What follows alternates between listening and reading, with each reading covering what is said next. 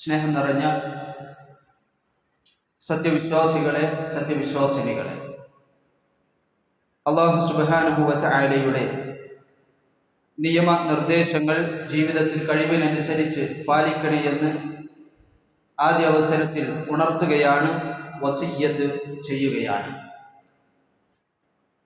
അല്ലാഹു സുബ്ഹാനഹു വ തആലയെ ആരാധിക്കുക എന്നതാണ്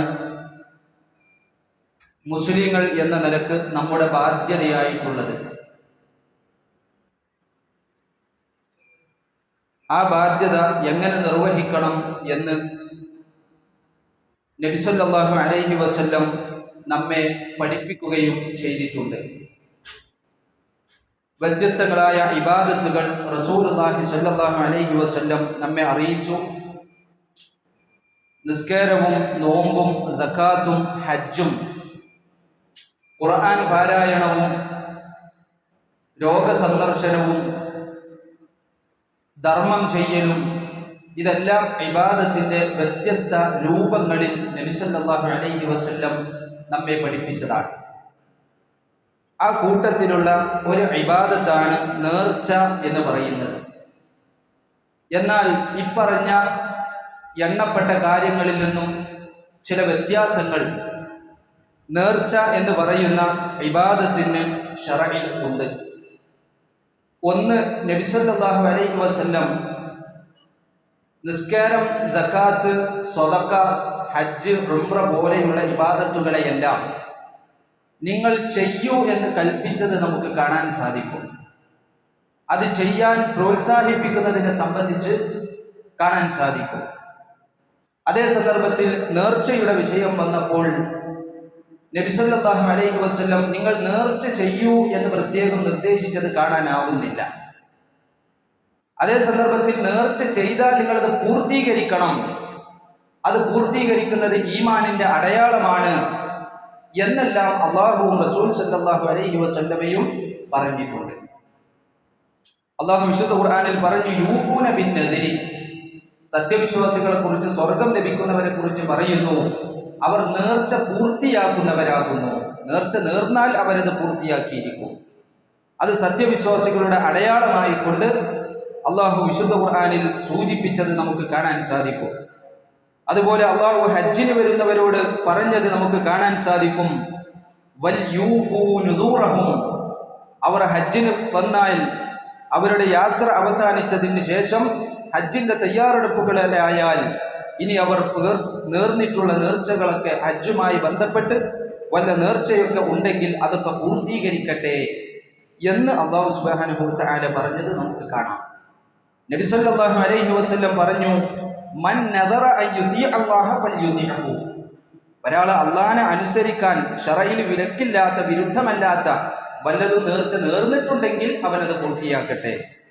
വമൻ നദറ അയ്യഅസിയഹു ഫലാ യഅസിഹി, ശറഇൽ വിലക്കുള്ള വല്ലതും ഒരാൾ നേർന്നിട്ടുണ്ടെങ്കിൽ അതവൻ പൂർത്തിയാക്കാതെ ഇരിക്കുകയും ചെയ്യട്ടെ എന്ന് നബി സല്ലല്ലാഹു അലൈഹി വസല്ലം പറഞ്ഞു. റസൂലുള്ളാഹി സ്വല്ലല്ലാഹു അലൈഹി വസല്ലമയുടെ ഹദീസിൽ കാണാം, ഖൈറുകും ഖർനി തുമ്മല്ലദീന യലൂനഹും തുമ്മല്ലദീന യലൂനഹും, ഏറ്റവും ഉത്തമമായ സമുദായം അത് എൻ്റെ തലമുറയാണ്, പിന്നീട് അതിനടുത്ത താബിഉകളാണ്, പിന്നീട് അതിനടുത്തവരാണ്, അഥവാ താബിഉകളാണ്. തുമ്മ യജീഉ ഖൗമുൻ, പിന്നെ മനുഷ്യന്മാർ വരും, യന്ദിറൂൻ, അവർ നേർച്ച നേരും, വലാ യഫൂൻ, അവരത് പൂർത്തിയാക്കുകയില്ല.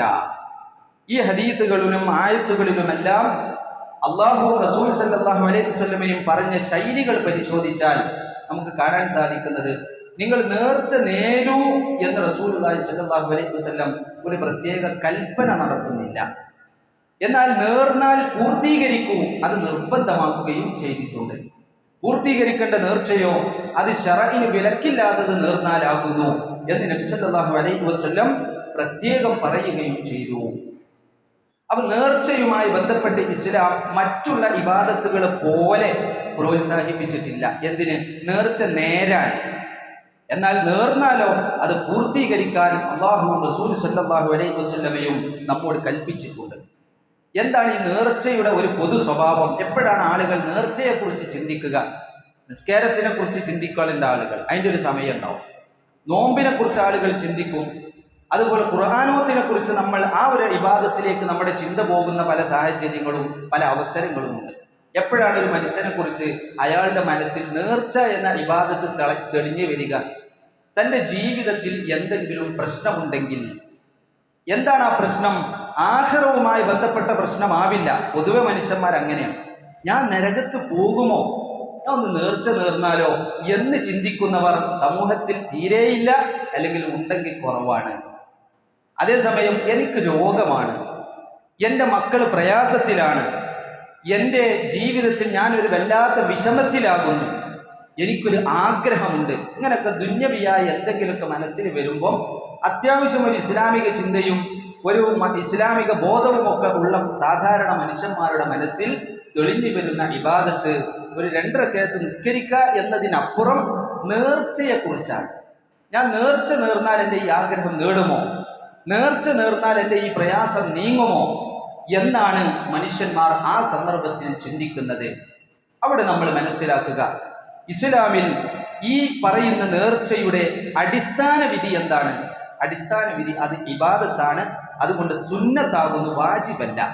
നേർച്ച വാജിബായി വരുന്ന അവസ്ഥയില്ല. നിങ്ങൾ നിർബന്ധമായും നേർന്നോളണം എന്ന് നിർബന്ധമാകുന്ന ഒരവസ്ഥ നേർച്ചയിൽ ഇല്ല. എന്നാൽ നേർച്ചയുടെ അടിസ്ഥാന വിധി സുന്നത്താകുന്നു. ഏതാണ് ആ നേർച്ചയുടെ അടിസ്ഥാന വിധി?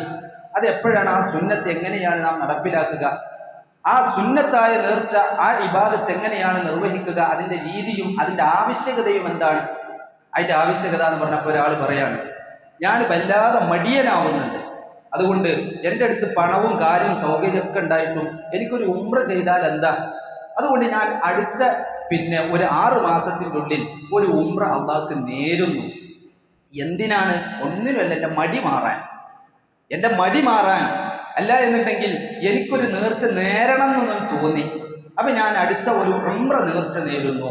ഇന്ന വിഷയം നേടിയാൽ, ഇന്ന കാര്യം കിട്ടിയാൽ, അങ്ങനെ ഒന്നും ചിന്തല്ല. എൻ്റെ മടി മാറാനോ അതല്ലെങ്കിൽ എനിക്ക് നേർച്ച എന്നൊരു ഇബാദത്ത് ചെയ്യണമെന്ന് തോന്നിയപ്പോഴോ ഞാൻ അള്ളാഹുവിന് വേണ്ടി ഒരു ഖതമ് തീർക്കുന്ന നേർച്ച നേരാം. അല്ല എന്നുണ്ടെങ്കിൽ ഞാൻ ഇന്ന ഒരു പാവപ്പെട്ടവനൊരു വീടെടുത്തു കൊടുക്കും എന്ന് നേർച്ച നേരാം. ഒരു ഉംറ ചെയ്യും എന്ന് നേർച്ച നേരുക. അല്ലെങ്കിൽ ഞാൻ ഇത്ര റക്അത്ത് നിസ്കരിക്കും വിലക്കപ്പെടാത്ത ഒരു സമയത്ത് എന്ന് നേർച്ച നേരുക. ഇതൊക്കെ അനുവദനീയമാണ്. ഇതിന്റെ വിധി എന്താന്ന് ചോദിച്ചാൽ പറയും സുന്നത്താകുന്നു എന്ന് പറയും. അതയാൾ നിർവഹിക്കൽ, പൂർത്തിയാക്കൽ നിർബന്ധവുമാകുന്നു. അതയാൾ പൂർത്തിയാക്കൽ നിർബന്ധവുമാകുന്നു. ഇത് നേർച്ചയുടെ 1ാമത്തെ രൂപമാണ്. ഇത് തന്നെ നബി സല്ലല്ലാഹു അലൈഹി വസല്ലം നിങ്ങൾ അങ്ങനെയൊക്കെ ചെയ്തോ, അതിന് ഇന്ന കൂലിയുണ്ട് എന്ന് പ്രത്യേകം പഠിപ്പിച്ചിട്ടില്ല. അഥവാ അങ്ങനെ നേർന്നു കഴിഞ്ഞാൽ പിന്നെ അത് പൂർത്തിയാക്കണം എന്ന് റസൂലുള്ളാഹി സ്വല്ലല്ലാഹു അലൈഹി വസല്ലം പറഞ്ഞു. പക്ഷെ ഇത് സമുദായത്തിൽ കാര്യമായി ഓടാറില്ല. ഇത് സമുദായത്തിൽ കാര്യമായി മനസ്സിൽ തറക്കാറില്ല. പിന്നെ കാര്യമായിട്ട് ആളുകൾ നേർച്ചനെ കുറിച്ച് ചിന്തിക്കൽ എന്താ? എൻ്റെ ജീവിതത്തിൽ എന്തെങ്കിലും പ്രശ്നം വരുന്ന സമയത്ത് എന്താണ് അതിൻ്റെ വിധി? പണ്ഡിതന്മാരിൽ ചിലരത് ഹലാലാണെന്ന് പറഞ്ഞു, ചിലരത് കറാഹത്താണ് എന്ന് തന്നെ ഉറപ്പിച്ചു പറഞ്ഞു. ഹലാലാണെന്ന് പറഞ്ഞവരും അത് ചെയ്യേണ്ടതൊന്നുമല്ല, അത് പ്രോത്സാഹിപ്പിക്കപ്പെട്ടതല്ല, അതൊക്കെ മാറ്റിവെക്കേണ്ടതാണ് എന്ന് പറഞ്ഞു. എന്താണ്? എനിക്ക് എൻ്റെ മകന്റെ രോഗം മാറിയാൽ ഞാൻ അവനെയും കൊണ്ട് ഉംറക്ക് പോവാം, നേർച്ച നേരാൻ. എൻ്റെ ജോലി ശരിയായാൽ ആദ്യത്തെ ശമ്പളം ഞാൻ സാധുക്കളെ വിളിച്ച് ഭക്ഷണം കൊടുക്കാം എന്ന് നേർച്ച നേരാൻ. അപ്പൊ എന്താണ്? ഞാനൊരു നിബന്ധന വെക്കുന്നു. ആരോടാ വെക്കുന്നത്? അള്ളാഹിനോട്. അത് അദബുകേടാണ്. അത് അള്ളാഹുവിനെ ഞാൻ ഒരു വാശിക്ക് നിർത്തുകയാണ്. അള്ളാഹ് എനിക്ക് നേടിത്തന്നാൽ ഞാൻ അള്ളാഹ്ക്ക് ഇബാദത്ത് കൊടുക്കും. ഇതുവരെ തന്നതൊന്നും പോരാഞ്ഞിട്ട്, ഇതുവരെ അള്ളാഹ് എനിക്ക് തന്ന നിഅമത്തിന് തന്നെ പകരം കൊടുക്കാൻ നമുക്കായിട്ടില്ല. എന്നിട്ട് അതിന് പുറമെ ഞാൻ എനിക്കും ഇനിയും നിഅമത്ത് വേണം, എന്നാലേ ഞാൻ ഇബാദത്ത് ചെയ്യുള്ളൂ എന്നുള്ളത് അള്ളാഹുവിന്റെ ജനാബിലുള്ള അദബുകേടാണ്. അതുകൊണ്ട് ആ നേർച്ച പണ്ഡിതന്മാർ നിരുത്സാഹപ്പെടുത്തിയിരിക്കുന്നു. ഒരു ഇബാദത്ത് കറാഹത്താണ് പറഞ്ഞിരിക്കുന്നു. എന്നിരുന്നാൽ പോലും അയാൾ നേർന്നത് എന്താണ്? അയാൾ നേർന്നത് ഇസ്ലാമിൽ വിലക്കില്ലാത്തൊരു കാര്യമാണ്. അതുകൊണ്ട് അയാൾ നിറവേറ്റൽ നിർബന്ധമാക്കുന്നു. ആ നേർച്ചയും അയാൾ പൂർത്തിയാക്കണം. അതേ സന്ദർഭത്തിൽ ഒരാള് നേർച്ച നേരുന്ന അടുത്തൊരു ഭാഗം, അപ്പൊ ഈ നേർച്ച എന്ന് പറയുന്നത് ഇന്ന് സമൂഹത്തിൽ വ്യാപകമാകുന്നു. ഞാൻ നേർച്ച നേർന്നു കഴിഞ്ഞാൽ എനിക്ക് അതിൻ്റെ ഗുണം കിട്ടുമോ എന്നാണ് ആളുകൾ ചോദിക്കുന്നത്. നബി സല്ലല്ലാഹു അലൈഹി വസല്ലം പറഞ്ഞു, നേർച്ച കൊണ്ട് അത് ഖളാഇനെ തള്ളുകയില്ല. ഒരാൾ നേർച്ച നേർന്നു എന്നുള്ളത് കൊണ്ട് അള്ളാഹ് തീരുമാനിച്ച് മാറ്റാൻ പറ്റൂല. പിന്നെയോ പിശുക്കന്റെ കയ്യിൽ നിന്ന് പണമറക്കല് മാത്രമേ നേർച്ച കൊണ്ട് ഗുണമുള്ളൂ എന്ന് റസൂലുള്ളാഹി സ്വല്ലല്ലാഹു അലൈഹി വസല്ലം. അള്ളാഹ്ക്ക് വേണ്ടി വെറുതെ ഒരു 10 രൂപ കൊടുക്കാൻ അവനെ കൊണ്ട് പറ്റൂല. പിന്നെയോ എനിക്ക് ഇങ്ങനെയൊക്കെ നേടിത്തന്നാൽ ഞാൻ കൊടുത്തോളാം എന്ന് പറയുന്ന പിശുക്കനാണ്.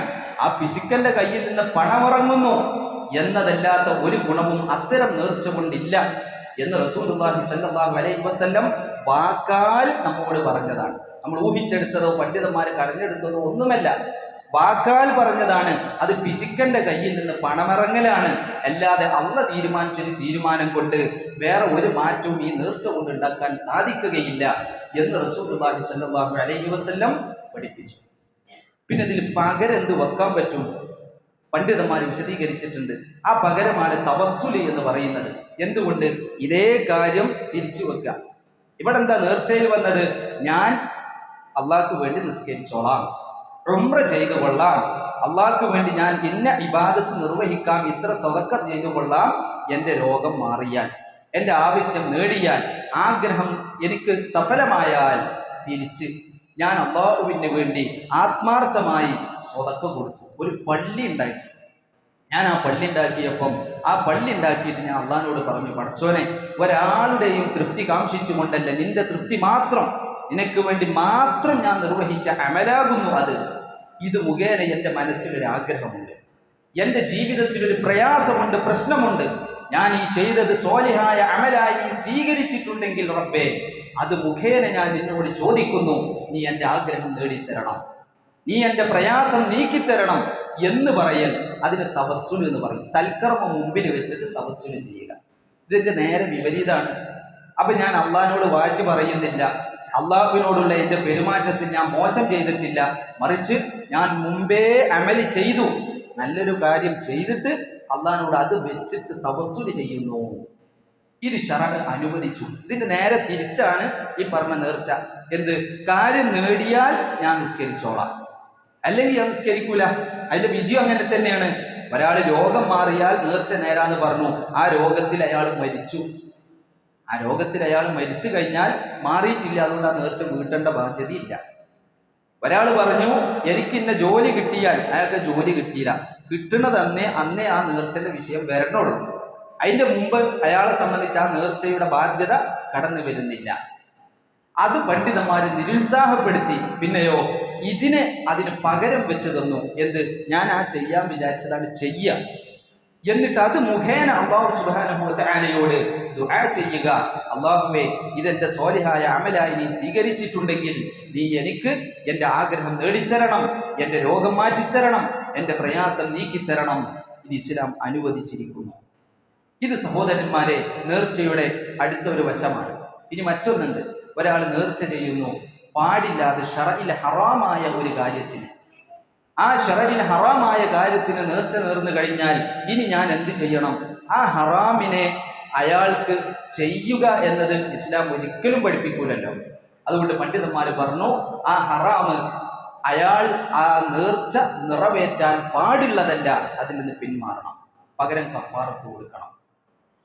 ഈ പറഞ്ഞ ആദ്യത്തെ 2 തരം നേർച്ചകളിൽ തന്നെയും അയാൾക്ക് പൂർത്തിയാക്കിയിട്ടില്ലെങ്കിൽ എന്താ അടുത്ത ബാധ്യത? അയാൾ കഫാറത്ത് കൊടുക്കണം എന്നുള്ളതാണ്.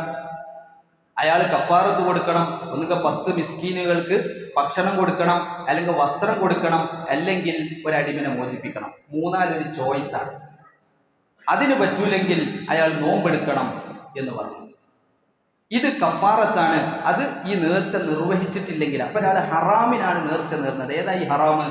ഞാൻ അടുത്ത ആണ്ടിന് ജാറം നേർച്ചയാക്കുക, ആ ജാറത്തിലേക്ക് ഒരു ജാറം മൂടാൻ നേർച്ചയാക്കുക എന്ന് പറഞ്ഞു.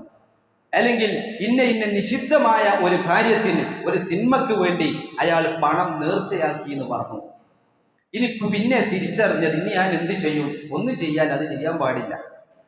ഒരു കാര്യത്തെ അതിൽ ഹലാലിന്റെ വശവും ഹറാമിന്റെ വശവും ചേർന്ന് വന്നാൽ ഇതിനെ വേർപ്പെടുത്താൻ പറ്റുന്നുണ്ടെങ്കിൽ നമ്മൾ എന്ത് ചെയ്യും? വേർപ്പെടുത്തിയിട്ട് പറ്റുന്നതൊക്കെ ചെയ്യും. വേർപ്പെടുത്താൻ പറ്റൂലെങ്കിലോ അത് ചെയ്യണ്ടെന്ന് പറയും. അപ്പൊ നേരത്തെ കറാഹത്താണെന്ന് പറഞ്ഞ നേർച്ച, അയാളോട് അല്ലാഹു സുബ്ഹാനഹു വ തആലയോട് അയാൾ പറഞ്ഞു, എൻ്റെ രോഗം മാറ്റിയാൽ ഞാൻ നേർച്ച നേർന്നോളാം, ഞാൻ ഇന്ന ഇബാദത്ത് ചെയ്തോളാം. അവിടെ ആ ഇബാദത്ത് എന്ന് പറഞ്ഞാൽ അയാൾ നേർന്നാലും ഇല്ലെങ്കിലും ഒക്കെ അയാൾക്ക് ചെയ്യാവുന്നതാണ്. അത് വേറിട്ട കാര്യമാണ്. ആ ഇബാദത്ത് ഒരു തിന്മല്ലല്ലോ. അതുകൊണ്ടാണ് പണ്ഡിതന്മാർ പറഞ്ഞത് അയാൾ ഖറാഅത്താണെങ്കിൽ പോലും പൂർത്തിയാക്കണമെന്ന്. അതേസമയം ഇവിടെ ഇയാൾ പൂർത്തിയാക്കുകയാണെങ്കിൽ എന്താ പൂർത്തിയാക്കാനുള്ളത്?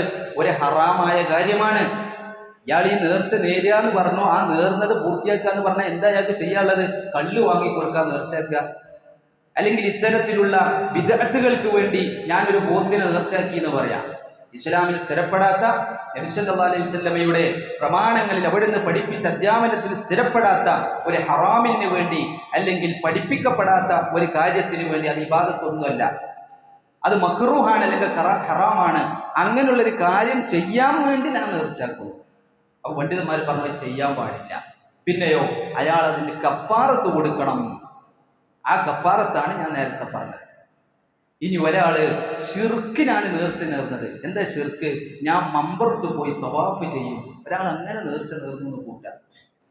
ഞാൻ മമ്പറത്ത് പോയി തവാഫ് ചെയ്യും തങ്ങളെ പ്രീതി കാംക്ഷിച്ചുകൊണ്ട്, അല്ലെങ്കിൽ ഇന്ന ജാറത്തിലേക്ക് ഞാൻ ആ ഷെയ്ഖിൽ നിന്ന് എൻ്റെ രോഗം മാറ്റിയാൽ ഞാൻ അദ്ദേഹത്തിന് വേണ്ടി നേർച്ച നേർന്നിരിക്കുന്നു. ബദരീങ്ങളാണ്ടിന് ബദരീങ്ങളെ തൃപ്തിയും രക്ഷയും കിട്ടാൻ ഞാനൊരു പോത്തിനെ നേർച്ചയാക്കി എന്ന് പറഞ്ഞാൽ അത് നിറവേറ്റലുമില്ല, അതിന് കഫാറത്തുമില്ല എന്നാണ് പണ്ഡിതന്മാര് പറഞ്ഞ അഭിപ്രായങ്ങളിൽ പ്രബലം. കാരണം അങ്ങനെയൊന്നും ഇസ്ലാമിൽ തന്നെ ഇല്ല. പിന്നെ അതുമായി ബന്ധപ്പെട്ട ഒരു അഫറും അതിൻ്റെ പിന്നിൽ ഉണ്ടാവില്ല. ഒരാൾ തനിച്ച ഷിർക്കിന് വേണ്ടിയിട്ടാണ് നേർച്ച നേർന്നതെങ്കിൽ ആ നേർച്ചയെ സംബന്ധിച്ച് അതിന് അയാൾ നിറവേറ്റായിട്ട് തിരിഞ്ഞു നോക്കന്നെ വേണ്ട. അയാൾ ഇസ്തിഗ്ഫാർ ചെയ്യുക. ഷിർക്കാണ് ചെയ്തത്, അതിന് അല്ലാഹ് പറഞ്ഞ പരിഹാരം തൗബ ചെയ്യലാണ്. ആ ഷിർക്കിന് പിന്നെ ഒരു അഫർ തേടി പോവുക, അതിൻ്റെ അനന്തരഫലങ്ങൾ, അതിന് അയാൾ നേർച്ച നേർന്നതല്ലേ, അതുകൊണ്ട് കഫാറത്ത് അങ്ങനൊന്നുമില്ല. ആ ഷിർക്ക് ചെയ്ത അത് അവിടെ തൗബ ചെയ്ത് അവസാനിപ്പിക്കുക എന്നുള്ളത് മാത്രമാണ്. അതിന് ഞാൻ നേർന്നതല്ലേ എന്നുള്ളൊരു ടെൻഷനും ആ വിഷയത്തിൽ മുസ്ലിങ്ങളെ സംബന്ധിച്ച് ഇല്ല.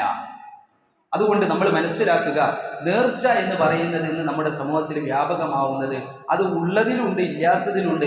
ഈ ഉള്ളതിൽ തന്നെ എപ്പോഴും ദുന്യാവുമക്ക് മനസ്സ് ചിന്തിക്കുമ്പോഴാണ് ആളുകളെ സംബന്ധിച്ചിടത്തോളം ഈ നേർച്ച എന്നത് ഇബാദത്ത് തെളിഞ്ഞു വരിക. അവിടെ നമ്മൾ മനസ്സിലാക്കുക, നമ്മൾ ദുന്യാവിൻ്റെ ആളുകളല്ല. പക്ഷെ റസൂലുള്ളാഹി സ്വല്ലല്ലാഹു അലൈഹി വസല്ലം അത് പാടെ എടുത്തു കളയാത്തത് എന്തേ? മനുഷ്യന്മാരെ ഈമാന്റെ ഏറ്റക്കുറവ് കൊണ്ടാണ്. നല്ല മുഅ്മിനായ ഒരു മനുഷ്യൻ അതിന് തുനിയൂല. അവൻ അള്ളാഹുവിൽ നിന്ന് ഖൈർ പ്രതീക്ഷിക്കും. എനിക്കിതിൽ അള്ളാഹ് ഖൈർ വിധിച്ചിട്ടുണ്ടെങ്കിൽ അള്ളാഹു അത് തന്നിരിക്കും. ഈ രോഗത്തിൽ ഞാൻ മരിക്കലാണ് അല്ലെങ്കിൽ എൻ്റെ കുടുംബം മരണപ്പെടലാണ് ഖൈർ എന്നാണ് അള്ളാഹിൻ്റെ അടുത്തെങ്കിൽ അത് അള്ളാഹ് തീരുമാനിക്കട്ടെ എന്നുള്ളത് അള്ളാഹിലേക്ക് മുഴുവൻ ഏൽപ്പിക്കണമെന്നാവും. പക്ഷെ അതെല്ലാവരെ കൊണ്ട് കഴിയൂല. അത് കഴിയാഞ്ഞാൽ അവനെ സംബന്ധിച്ചുള്ള അടുത്ത ഓപ്ഷൻ, അങ്ങനെ ഈമാൻ കുറയുമ്പം അവൻ്റെ മനസ്സിൽ തെളിയുന്ന ഒരു സംഗതിയാണ് ഈ നേർച്ച എന്ന് പറയുന്നത്. ചിലപ്പോൾ നേർന്നതിന് ശേഷമാവും ഈമാൻ കൂടിയത്, അല്ലെങ്കിൽ നേർന്നതിന് ശേഷമാവും ഇങ്ങനത്തെ ഇൽമ കിട്ടുന്നത്. ശരിയാണല്ലോ, ഞാൻ അങ്ങനെ അള്ളാഹിനോട് ഒരു വാശി വെക്കേണ്ട ആളല്ലല്ലോ, പക്ഷെ ഏതായാലും നേർന്നുപോയി, ഇപ്പം എനിക്ക് ഈമാനുണ്ട്, ഇനി മുതൽ ഞാൻ ഈ അബദ്ധത്തിന് നിൽക്കൂല, ഞാൻ ഇബാദത്ത് അള്ളാഹ്ക്ക് കഴിയുന്നിടത്തോളം ചെയ്യും, ഖൈറും ഷെറും അള്ളാഹിൻ്റെ അടുത്ത് ഏൽപ്പിച്ചു കൊടുക്കും, അള്ളാഹ് തീരുമാനിക്കട്ടെ എന്ന ഈമാൻ എനിക്കിപ്പം ഉണ്ട്. പക്ഷെ നേർന്നുപോയി, അത് പൂർത്തിയാക്കണം. അത് പൂർത്തിയാക്കാത്തവർ ഈ സമൂഹത്തിൽ വരും എന്ന് റസൂലുള്ളാഹി സ്വല്ലല്ലാഹു അലൈഹി വസല്ലം പറഞ്ഞിട്ടുണ്ട്. നേർന്നത് ഒരാളും അറിയാൻ പോകുന്നുണ്ടാവില്ല, അയാൾ വന്നിട്ടുള്ള സ്വകാര്യമാണ്. ഞാൻ നേർന്നു എന്നുള്ളത് ചിലപ്പോൾ ഒരാളോട് പറഞ്ഞിട്ടുണ്ടാവും, ചിലപ്പോൾ പറഞ്ഞിട്ടുണ്ടാവില്ല. പറയാത്തത് അങ്ങനെ ഒങ്ങിപ്പോവും. നിസ്കരിക്കാതെ ആയ ആളോട് ചോദിക്കും, എന്താ നോമ്പെടുക്കാത്തതെന്ന് ചോദിച്ചാൽ ചോദിക്കും, എനിക്ക് സക്കാത്തൊന്നുമില്ലേ എന്ന് ചിലപ്പോൾ ആളുകളോട് ചോദിക്കും, എനിക്ക് നേർച്ചൊന്നുമില്ലേ എന്ന് ചോദിച്ചോളണമെന്നൊന്നുമില്ല. അത് അവിടെ ബാധ്യതയായി കിടക്കും. ആഖിറത്തിൽ അയാൾ അല്ലാഹു സുബ്ഹാനഹു വ തആല പിടികൂടും. പക്ഷെ റസൂലുള്ളാഹി സ്വല്ലല്ലാഹു അലൈഹി വസല്ലമയുടെ ശൈലികളിൽ അവിടുന്ന് അത് പ്രത്യേകം ഒന്ന് പ്രോത്സാഹിപ്പിച്ചതായി നമ്മൾ കാണുന്നില്ല. എന്നാൽ അത് വാജിബാകുന്നു പൂർത്തിയാക്കൽ എന്ന് ഹബീബ് സ്വല്ലല്ലാഹു അലൈഹി വസല്ലം നമ്മളെ പഠിപ്പിച്ചിട്ടുണ്ട്. അള്ളാഹു കാര്യങ്ങൾ മനസ്സിലാക്കുന്ന മുഅ്മിനുകളിൽ നമ്മെ ഉൾപ്പെടുത്തി അനുഗ്രഹിക്കുമാറാവട്ടെ.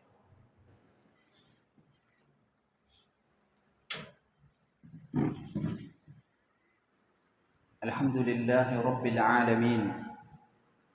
اللهم صل على محمد وعلى آل محمد يا أيها الذين آمنوا اتقوا الله حق تقاته ولا تموتن إلا وأنتم مسلمون. അള്ളാഹുവിനെ സൂക്ഷിച്ച് ജീവിക്കണേ എന്ന് ഒരിക്കൽ കൂടി ഉണർത്തുകയാണ്, വസിയ്യത്ത് ചെയ്യുകയാണ്.